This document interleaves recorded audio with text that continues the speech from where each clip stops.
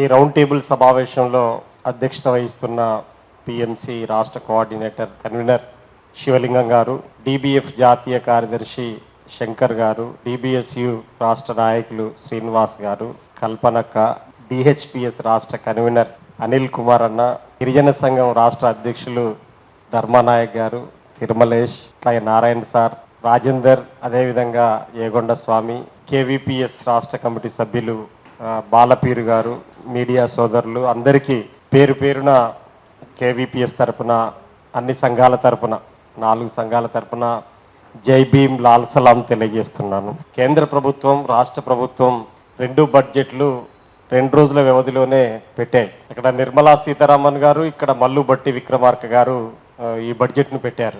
నిర్మలా సీతారామన్ గారు పెట్టినటువంటి బడ్జెట్ 48 లక్షల కోట్లకు, అంటే గతం కంటే 4 లక్షల కోట్లు పెరిగింది. 44 లక్షల కోట్ల నుంచి 48 లక్షల కోట్లకి బడ్జెట్ పెరిగింది. దేశంలో దళితులు 20% మంది ఉన్నారు. కొన్ని రాష్ట్రాల్లో 30% దాకా కూడా ఉన్నటువంటి రాష్ట్రాలు ఉన్నాయి. పంజాబ్, హిమాచల్ ప్రదేశ్ ఇట్లాంటి రాష్ట్రాల్లో దళితులు 30% దాకా కూడా ఉన్నటువంటి పరిస్థితి ఉంది. ఎస్సీ ఎస్టీ సప్లాన్ చట్టం చెబుతున్నటువంటి ముఖ్యమైన ఉద్దేశం ఏమిటి అంటే, ఆ చట్టం ఏర్పడింది 1984 టైంలో.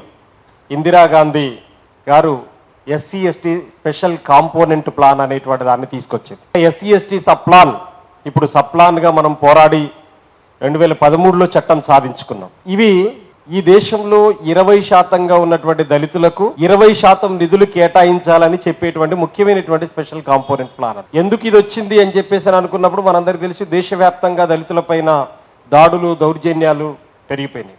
ఈ దాడులు, దౌర్జన్యాల వెనకాల ఆర్థిక అసమానతలు ముఖ్యమైనటువంటి పాత్ర పోషించాయి. తమిళనాడులో కిలవేన్మణిలో జరిగినటువంటి సజీవ దహనం, 17 మంది హత్య జరిగినటువంటి స్థితిని చూశాం. పంజాబ్, బీహార్లో రణబీర్ సేన గూండాలు దళితుల మీదనే చేసినటువంటి దాష్టికాలని, ఇవన్నీ జరిగిన తర్వాత ఎస్సీ ఎస్టీ సప్లాన్ అనేటువంటిది ముందుకొచ్చింది. అంటే దళితుల్ని ఆర్థికంగా ముందుకు తీసుకురాగలిగితే తప్ప దళితుల్లో ఆత్మగౌరవాన్ని నిలబెట్టలేమనేటువంటిది దేశవ్యాప్తంగా వచ్చినటువంటి ఒత్తిడి ఫలితంగా ఈ SC ST special component plan వచ్చింది. మరి రోజు బడ్జెట్, ప్రతి ఏటా బడ్జెట్ అంకెల్లో పెరుగుతుంది. నేను కొన్ని వివరాల్ని కూడా దేశవ్యాప్తంగా ప్రభుత్వం ఏ రకంగా బడ్జెట్లో అంకెలు పెంచుతూ పోతుంది, కానీ దళితుల ఖర్చు ఎలా ఉంటుంది అనేటువంటి వివరాలను కూడా కొంత సేకరించడం అనేటువంటి జరిగింది. మీరు చూస్తే ఇప్పుడు 1,65,597 కోట్ల రూపాయలు ఈ బడ్జెట్లో కేటాయింపు చేశారు. ఇది కాస్త మీరు మొదటి నుంచి కనుక మనం పరిశీలిస్తే దీని బడ్జెట్ ఎంత దూరం పోయిందంటే 2015-16లో 30,000 కోట్లతోటి ప్రారంభమైనటువంటి బడ్జెట్ ఇప్పుడు 1,65,000 కోట్ల దాకా పెరిగింది. అంటే ఈ 10 ఏళ్ల కాలంలో కేంద్ర బీజేపీ సర్కార్ అనేటువంటిది 10 రెట్లు మీకు బడ్జెట్ను పెంచాము అని చూపిస్తుంది. కానీ ఈ చూపించిన దాంట్లో ఉన్నటువంటి వాస్తవాలు ఏమిటి, వీటిని పరిశీలిస్తే మనకు ఖర్చు పెట్టేదానికి కేటాయింపులకి మధ్యలో చాలా వ్యత్యాసం ఉంటుంది. 50%.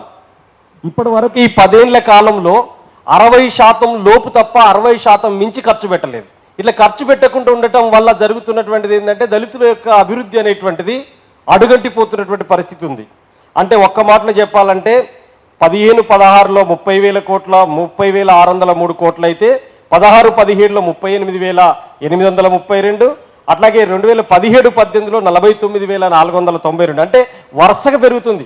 30,000 నుంచి 38,000, 38,000 నుంచి 49, ఇట్లా అంకెల్లో పెరుగుతుంది బడ్జెట్. దళితుల కేటాయింపులో ఖర్చు ఎంత ఉంటుంది అనేటువంటిది చాలా ముఖ్యమైనటువంటిది. ఈరోజు ఖర్చు పెట్టేదాన్ని మొత్తం కూడా దేశ ప్రజలకు చెప్పట్లేదు ప్రభుత్వాలు, కానీ కేటాయింపులు మాత్రం చూపిస్తున్నది దేశ ప్రజల ముందు. ఈ కేటాయింపులను చూసినటువంటి ఇతర తరగతులు ఏమనుకుంటున్నారంటే దళితులు, గిరిజనులకు ఏమైంది, ఈరోజు బోలెడు కేటాయింపులు జరుగుతున్నాయి. మీకు ఇప్పుడు 14% బడ్జెట్లో మీకు కేటాయింపులు చేశారు, మీరు 16.2% ఉన్నారు, మీకు 14% కేటాయింపులు చేశారనేటువంటి పద్ధతులలో వాళ్ళు మాట్లాడుతున్నటువంటి పరిస్థితి. కానీ మనం దేశంలో 16.2% లేము. ఆ బేస్ మీదనే ఈరోజు కేటాయింపులు చేస్తున్నారు. 20% మంది దళితులు ఉన్నారు దేశవ్యాప్తంగా. తెలంగాణ రాష్ట్రంలో 18% మంది దళితులు ఉన్నారు. 20% ఉన్నటువంటి వాళ్ళకి 20% కేటాయింపులు జరగాలి. అంటే 48 లక్షల కోట్ల రూపాయలలో ఇప్పుడు ఎంత రావాల్సిన అవసరం ఉంటుంది అనేటువంటిది లెక్కలు తీయండి మీరు. అందుకని కేంద్ర ప్రభుత్వం ఈరోజు కేటాయింపుల్లో చూపిస్తూ ఖర్చు చేసేటువంటి వివరాలని తెలియజేయకుండానే దళితుల్ని, గిరిజనుల్ని మోసగిస్తుంది అనేటువంటిది మాత్రం మనం అర్థం చేసుకోవాల్సిన అవసరం ఉంది. అంతేకాదు దేశవ్యాప్తంగా 29 రాష్ట్రాలు 7 కేంద్రపాలిత ప్రాంతాలు ఉన్నాయి. ఇది కాక వేరే అంబరిల్లా బడ్జెట్ అనేటువంటిది కూడా పెడతారు.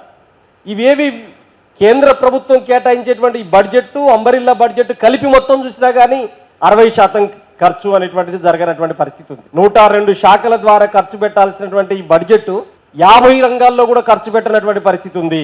అందుకని ఇవాళ కేంద్ర ప్రభుత్వం మళ్ళీ కుంటి సాకులు ఏం చెబుతుంది? కేంద్ర ప్రభుత్వం ఈరోజు ప్రణాళికా సంఘం వచ్చింది కాబట్టి ఎస్సీ ఎస్టీ సప్లాన్ను డైరెక్ట్ ఇంప్లిమెంట్ చేయడానికి ఆటంకంగా మారుతుంది అనేటువంటి మాట చెబుతున్నటువంటి పరిస్థితి ఉంది. నీతి ఆయోగ్ని తీసుకొచ్చి ఈరోజు ఇది ఆటంకంగా మారుతుంది అనేటువంటిది చెబుతున్నారు. అంటే మేము ప్రణాళికా సంఘం ద్వారానే ఖర్చు వ్యయం పెడుతున్నాం, నీతి ఆయోగ్ మాకు అడ్డమవుతుంది అనేటువంటి పద్ధతులలో ఈరోజు కేంద్ర ప్రభుత్వం కుంటి సాకులు చెబుతున్నటువంటి పరిస్థితి ఉంది. ఎస్సీ ఎస్టీలకు జనాభా దామాష ప్రకారంగా కేటాయింపులు జరిగితే ఖర్చు పెట్టడానికి వచ్చే ఇబ్బంది ఏముంది? దళితుల యొక్క కీలకమైనటువంటి మౌలిక సమస్యలు దేశవ్యాప్తంగా ఒకే తీరుగున్నటువంటి పరిస్థితి ఉంది. దళితుల పక్కా గృహాలకు సంబంధించి వాళ్ళ విద్య కానీ, వైద్యం కానీ, రహదారులు కానీ, విద్యుత్ శక్తి కానీ ఇట్లాంటి అనేక విషయాలు ముందుకు వస్తున్నటువంటి పరిస్థితి ఉంది. వీటిల్లో కేంద్ర ప్రభుత్వం ఏమాత్రం కూడా ఆ మౌలిక అవసరాలు తీర్చగలిగేటువంటి పరిస్థితి లేదు అనేటువంటిది మనం అర్థం చేసుకోవాలి. మనకు భారత రాజ్యాంగంలో ఆర్టికల్ 21 ఏం చెబుతుంది? దేశంలో ప్రజలందరూ కూడా ఆత్మగౌరవంతో తలెత్తుకొని బ్రతకాలి అని చెబుతుంది. ఆత్మగౌరవం అంటే కీలకమైనటువంటి 3 అంశాలు ఉండాలి కదా మనిషికి. అంటే నిలువ నీడ ఉండాలి కదా. దేశంలో 2022 నాటికే మొత్తం దేశంలో ఒక్క పూరి గుడిసె లేకుండా చేస్తా అని చెప్పేసి ప్రధానమంత్రి ఆవాస్ యోజన కింద అందరికీ ఇండ్ల నిర్మాణం చేసి చూపిస్తా అని చెప్పేసి మోడీ గారు మాట్లాడండి. ఈరోజు తెలంగాణ రాష్ట్రంలో ఒక్కరికంటే ఒక్కరికి ఇల్లు వచ్చిందా అని చెప్పేసి మనం అడిగితే రాలేదు. ఈ బడ్జెట్లో కూడా కేంద్ర ప్రభుత్వం పెట్టిన బడ్జెట్లో తెలంగాణకి మొత్తం ఈ ఇటీవల కాలంలో హైదరాబాద్లో కూడా ఫ్లెక్సీలు వెలిసినాయి. తెలంగాణకు గాడిది గుడ్డిచ్చాడు అని చెప్పి. గాడిది గుడ్డిచ్చాడు నరేంద్ర మోడీ అని. గుండు సున్నా భూటాన్ దేశానికి ఇచ్చాడు, నేపాల్ దేశానికి ఇచ్చాడు, ఇతర దేశాలకు కూడా ఇచ్చారు. ఆ ఇంటర్నేషనల్ యొక్క సాలిడారిటీ ఉండాలి. కానీ మీ దేశంలో ఉన్నటువంటి రాష్ట్రాలని మరింత అణిచివేసేటువంటి పద్ధతులలో ఉండకూడదు. ఈరోజు తెలంగాణకు కానీ, పక్కనున్నటువంటి కేరళకు కానీ, తమిళనాడు కానీ, కర్ణాటక కానీ ఈ రాష్ట్రాలకి ఒక్క పైసా కూడా కేంద్రంలో లేదు. మరి ఇలాంటి పరిస్థితులలో డైరెక్ట్ ఎస్సీ ఎస్టీ సప్లాన్ ప్రకారంగా నిధులన్నీ దళి చేరుతాయని చెప్పడానికి స్కోప్ లేని పరిస్థితి ఏర్పడ్డది. అందుకని కేంద్ర ప్రభుత్వం మోసం చేసింది, దళితుల్ని మోసం చేసింది, గిరిజనుల్ని మోసం చేసింది అనేటువంటిది మనం చాలా పెద్ద ఎత్తున ఎక్స్పోజ్ చేయాల్సిన అవసరం ఉంది.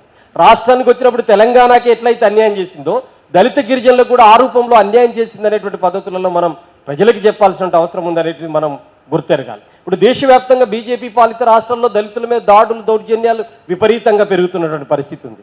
వీటిని అరికట్టాలి అని చెప్పేసారంటే వాళ్ళ మీద జరుగుతున్న దాడుల యొక్క మూలాలు ఏమున్నాయి? దాని వెనకాల మూలాలు ఏమున్నాయి అంటే దళితులు ఆర్థికంగా వెనకబడి ఉన్నారు. ఇవాళ అంతరాలు చాలా సీరియస్గా పెరుగుతున్నటువంటి పరిస్థితి ఉంది. దేశం యొక్క జీడిపి కూడా ఆయన బడ్జెట్ నిర్మలా సీతారామన్ గారు పెడుతున్నప్పుడు చెప్పారు 7.8% జీడిపి వస్తుందనేటువంటి అంచనా వేస్తున్నామని చెబుతున్నారు. కానీ 2014లో కాంగ్రెస్ యూపీఏ గవర్నమెంట్ బీజేపీ అధికారం ఒక అప్పజెప్పే టైంలో 9% జీడిపి ఉంది. ఇప్పుడు జీడిపి తగ్గుతూ ఎందుకు పోతుంది? ఈ జీడిపి చూపించే దాంట్లో కూడా పచ్చి మోసం దగా కనపడుతుంది. ఆదాని ఆస్తిని అడుక్కు తినే వాళ్ళ యొక్క రూపాయి బిల్లును కూడా కలిపి ఒక్క కాడ పెట్టి జీడిపి లెక్క అని చూపిస్తున్నారు. ఇది పచ్చి మోసంలాగా కనపడుతున్నటువంటి పరిస్థితి ఉంది. పోయినసారి కూడా ఇదే చెప్పారు, కానీ 5.67% దగ్గర ఆగిపోయింది దేశం యొక్క జీడిపి. అందుకని జీడిపి పెరుగుదల కానీ ఈ దేశంలో దళితుల యొక్క అభివృద్ధి కానీ అడుగంటిపోతున్నటువంటి పరిస్థితి ఉంది అనేటువంటిది మనం అర్థం చేసుకోవాల్సినటువంటి అవసరం ఉంది అనేటువంటిది మనం చూడాలి. అదేవిధంగా దేశవ్యాప్తంగా ఈరోజు దళితులకు గనక సప్లాన్ బడ్జెట్ 20% నిధులు కేటాయించి అవి స్పష్టంగా దళితుల యొక్క క్షేత్రస్థాయిలో వాళ్ళ మౌలిక ప్రయోజనాలకు ఖర్చు చేయకపోతే దళితుల అభివృద్ధి అనేటువంటిది అడుగంటేటువంటి పరిస్థితి ఉంది అనేటువంటిది మనం చూడాలి. ఇంతకుముందే సాగర్ గారు చెప్పినట్టుగా దళితుల యొక్క కీలకమైనటువంటి ఉపాధి వనరు ఎన్ఆర్ఈజీఎస్, జాతీయ గ్రామీణ ఉపాధి హామీ చట్టం. ఈ చట్టం మీరు వరుసగా తగ్గింపులో లోనవుతూ వస్తుంది. మీరు బీజేపీ అధికారంలోకి వచ్చినప్పటి నుంచే ఎట్లా ఎన్ఆర్ఈజీఎస్ని ధ్వంసం చేయాలి, నిర్వీర్యం చేయాలని చెప్పి కుట్రలు చేసింది. మీరు చూస్తే 1,18,000 కోట్ల నుంచి 98,000 కోట్లకు దిగజార్చింది. ఒక బడ్జెట్ తర్వాత ఒక బడ్జెట్ 98 నుంచి 66,000 కోట్లకు దిగజార్చినటువంటి పరిస్థితి ఉంది. అట్లా మొత్తం తగ్గిస్తూ క్రమేపీ ఈ ఎన్ఆర్ఈజీఎస్ని ఎత్తివేయాలనేటువంటి కుట్ర ఇవాళ బీజేపీ చేస్తుంది. అది దళితులకి, గిరిజనులకి కీలకమైనటువంటి ఉపాధి వనరు. దాన్ని దెబ్బతీసేటువంటి పనిని కేంద్ర ప్రభుత్వం చేస్తూ ఉంది. దాన్ని మనం అడ్డుకోవాల్సిన అవసరం ఉంది అనేటువంటిది నేను చెప్పదలుచుకుంది. ఈ రాష్ట్ర బడ్జెట్లో కూడా మీరు చూడండి, ఎస్సీ సప్లాన్ చట్టం ఇంతకుముందే చెప్పినట్టు 2013లో మనందరం కలిసి ఐక్యంగా పోట్లాడితే వచ్చినటువంటి చట్టం. దాని ప్రకారంగా ఎంత నిధులు రావాలి?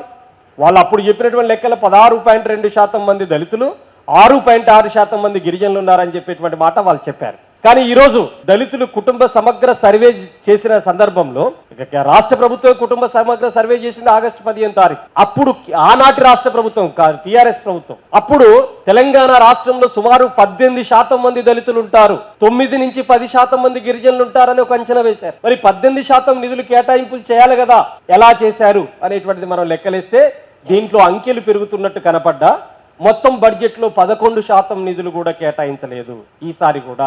అంటే మనం 18% ఉంటే 11% నిధులు కేటాయిస్తే మన బడ్జెట్ ఎంత వెనక్కిపోతుంది అనేటువంటిది కూడా మనం అర్థం చేసుకోవాల్సిన అవసరం ఉంది అనేటువంటిది చూడాలి. ఒక లెక్క మనం తీస్తే 2014 నుంచి 20 కాలంలో 55,772 కోట్లు కేటాయిస్తే దాంట్లో 32,982 కోట్లు ఖర్చు చేసినట్టు లెక్కలున్నాయి. అంటే 32,982 కోట్లు ఖర్చు చేయటం అంటే 50% దగ్గర. అంటే 50% నిధులు ఖర్చు చేయలేదు. గత 10 ఏళ్ల కాలంలో టిఆర్ఎస్ ప్రభుత్వం కూడా ఏవి ఖర్చు చేయకుండా మోసం చేసినటువంటి పరిస్థితి ఉంది. ఈ ఇయర్ కేటాయించినటువంటి వచ్చే ఏడాదిలో కలిపి ఖర్చు చేయాలని చెప్పేటువంటిది కూడా చట్టం చెబుతుంది. ఇప్పుడు ఎస్సీ ఎస్డిఎఫ్గా మార్చిన తర్వాత కూడా దాంట్లో కూడా ఈ అంశం చేర్చుకోవాలి. గత ఏడాది కేటాయించిన డబ్బు ఏ కారణం చేత ఖర్చు పెట్టకుండా ఆగిపోతే ఆ బడ్జెట్ని వచ్చే ఏడాదిలో కలిపి ఖర్చు చేయాలని చెప్పేసి ఉంది. అది ఎక్కడ అమలు చేస్తున్నారు అనేటువంటిది చూస్తే లేదు. ముఖ్యమంత్రి అధ్యక్షతన జరగాల్సినటువంటి అపెక్స్ బాడీ జరగట్లేదు ఈ రాష్ట్రంలో, జరగట్లేదు. ఇప్పుడు వీళ్ళొచ్చి కూడా 7-8 నెలలు అవుతుంది. ఈ 7-8 నెలల కాలంలోనే మీరు చూడండి 15-16 సంఘటనలు దళితుల మీద దాడులు జరిగినటువంటి పరిస్థితి. అట్లాగే మీరు 2020 నుంచి 23 మధ్య బడ్జెట్ కేటాయింపులు చూస్తే 72,864 కోట్లు కేటాయించాలి. దాంట్లో కూడా 60% నిధులు కూడా ఖర్చు కానటువంటి పరిస్థితి ఉంది. 23-24 కూడా మనం తీసాం లెక్క. ఈ రాష్ట్ర ప్రభుత్వం ఇచ్చిన దాంట్లో 34,474 కోట్లు కేటాయించారు. ఖర్చు కూడా నేను ఇంతకుముందు చెప్పినట్టు 55% ఖర్చు పెట్టినట్టుగా లెక్కలు చూపిస్తున్నటువంటి పరిస్థితి ఉంది. అంటే ఓవరాల్ గా మనం చూస్తే 2014 నుంచి ఇప్పటి వరకు చూస్తే 60% లోపే, ఒకసారి 50% ఉండొచ్చు, ఒకసారి 55% ఉండొచ్చు, ఒకసారి 60% ఉండొచ్చు. అంటే మిగతా 40% కాగితాల్లో కేటాయింపులు జరుగుతున్నాయి తప్ప ఖర్చు మాత్రం జరగట్లేదు అనేటువంటిది స్పష్టంగా అర్థమవుతున్నటువంటి పరిస్థితి మనం అర్థం చేసుకోవాలి. మరి తెలంగాణ రాష్ట్రంలో దళితుల పరిస్థితులు ఎలా ఉన్నాయి? దళితుల బడ్జెట్ దళితులకు కేటాయించకపోవటం వల్ల దళితుల పరిస్థితులు ఎలా ఉన్నాయని చెప్పేసి అంటే ఇటీవలి కాలంలో కేవీపీఎస్ సంక్షేమ హాస్టళ్లను సర్వే చేస్తున్నాం. చివరికి గర్ల్స్ హాస్టల్లో కూడా బాత్రూములు సరిగా లేనటువంటి పరిస్థితి ఉంది. గర్ల్స్ హాస్టల్లో కూడా ఇప్పటికీ చీరలు కట్టుకొని స్నానం చేస్తున్నటువంటి పరిస్థితి ఉంది. సుమారు 100 హాస్టళ్లు అద్దె భవనాల్లో కొనసాగుతున్నటువంటి పరిస్థితి ఉంది. కాలేజ్ హాస్టల్లో చదువుతున్నటువంటి విద్యార్థులు ఇరికిరికి గదుల్లో ఉంటున్నటువంటి పరిస్థితి ఉంది. ఈ సంక్షేమ హాస్టళ్లకి బడ్జెట్ కేటాయింపులు అనేటువంటిది లేనటువంటి పరిస్థితి కనపడుతుంది అనేటువంటిది మనం అర్థం చేసుకోవాలి. అందువల్ల రాష్ట్ర వ్యాప్తంగా ఈ బడ్జెట్ కేటాయింపులో జరిగినటువంటి అన్యాయం, మోసం, దగా ఏదైతుందో మనం విస్తృతంగా జనంలోకి తీసుకెళ్లాల్సిన అవసరం ఉంది. ఈరోజు కాంగ్రెస్ ప్రభుత్వం గత టీఆర్ఎస్ ప్రభుత్వాన్ని చాలా పెద్ద ఎత్తున మాట్లాడింది. మీరు దళిత బంధుని అభయహస్తంగా మార్చారు, అంబేద్కర్ అభయహస్తం. ఈరోజు మీరు 10 లక్షలు ఇస్తే మేము 12 లక్షలు ఇస్తామని చెప్పేసి కూడా రేవంత్ రెడ్డి గారు చెప్పారు. ఇప్పుడు దీంట్లో గుండు సున్నా, ఏం పైసలు కేటాయించినటువంటి పరిస్థితి లేదు. దేనికి అంబేద్కర్ అభయహస్తం కింద 2,000 కోట్లు ఇస్తే దేనికి ఏ మూలకు సరిపో, ఒకవేళ నేను గమనించలేదు, ఒకవేళ ఇచ్చినాలే కానీ అది ఏ మూలకు సరిపోయినటువంటి పరిస్థితి ఉంటుంది. ఎందుకంటే 1666 మంది తెలంగాణ రాష్ట్రంలో దళితులకు ఇచ్చి ఇప్పుడు గత దళిత బంధు కంటే బెటర్కి ఇచ్చినామని చెప్పడానికి స్కోప్ లేదు, అవకాశం లేదు. మేము టీఆర్ఎస్ కంటే భిన్నంగా ఉన్నామని చెప్పేసి మాటల్లో చెప్పినప్పుడు భిన్నంగా ఉండాలంటే ఈ సంఖ్యను పెంచాలి, బడ్జెట్లో ఆ సంఖ్యను కూడా పెంచాల్సిన అవసరం ఉంటుంది. ఆ పద్ధతులలో లేనటువంటి పరిస్థితి ఉంది అనేటువంటిది మనం అర్థం చేసుకోవాలి. ఈ రూపంలో తెలంగాణ రాష్ట్రంలో కాంగ్రెస్ ప్రభుత్వం కూడా ఈ దళిత గిరిజనులకి నాకైతే తెలిసి సుమారు 40 నుంచి 45 కోట్ల రూపాయల దాకా ఏది SC ST atrocity prevention act కింద ఉన్నటువంటి నష్టపరిహారం ఇవ్వాల్సి ఎక్స్గ్రేషియో పెండింగ్లో ఉన్నట్టుగా ఉంది. అది ఇప్పటి వరకు ఇచ్చినట్టయితే లేదు. ఇప్పుడు ఈ బడ్జెట్లో కేటాయింపులు, ఈ వివరాలన్నింటినీ కూడా మనం జనానికి తెలియపరచాల్సిన అవసరం ఉంది. ఏదేమైనా కేంద్ర రాష్ట్ర ప్రభుత్వాల యొక్క బడ్జెట్ అనేటువంటిది ఈ కేటాయింపులే తక్కువ, కేటాయించిన ప్రతి పైసా ఖర్చు చేసే విధంగా మనం ఒక యాక్టివిటీస్ని బలోపేతం చేయకపోతే అవి కూడా జరిగేటువంటి పరిస్థితి లేదు. ఎందుకంటే నోడల్ ఆఫీసర్ని పెట్టి దాన్ని అమలు చేసేటువంటి పరిస్థితి కూడా లేనటువంటి పరిస్థితి ఉంది. కాబట్టి ఆ పద్ధతులలో మనం అందరం కూడా దీనిపైన సమైక్యంగా ఒక ప్రతిఘటన పోరాటాలకు సిద్ధం కావాలి. బడ్జెట్ కేటాయింపులే కాదు, ఖర్చు అయ్యే విధంగా కూడా మనం గట్టి కృషి చేయాలని చెప్పేసి తెలియజేస్తూ నాకు ఈ అవకాశం ఇచ్చినందుకు ధన్యవాదాలు తెలియజేస్తూ ముగిస్తున్నాను.